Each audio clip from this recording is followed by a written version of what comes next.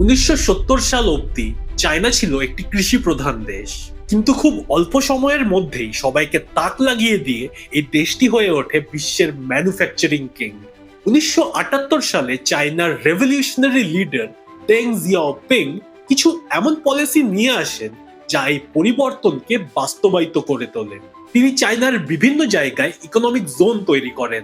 এই জোনগুলিতে কোনো রকম ম্যানুফ্যাকচারিং ট্যাক্স দিতে হয় না, আর এখানে আগের থেকে বানানো প্রচুর ফ্যাক্টরিজ সেই সময় অ্যাপেল আর নাইকির মতো বিদেশি কোম্পানিগুলিকে আকর্ষণ করে।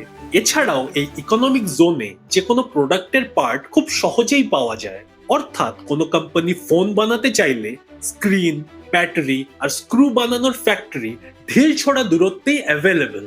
আর শেষ অবধি 2001 সালে চায়না ডব্লিউটিও জয়েন করার পর মেড ইন চায়না প্রোডাক্টে ট্যারিফ কমে যায়। ফলে মাত্র 15 বছরে চায়না ইউএস কে ম্যানুফ্যাকচারিং বিজনেসে ছাপিয়ে যায়।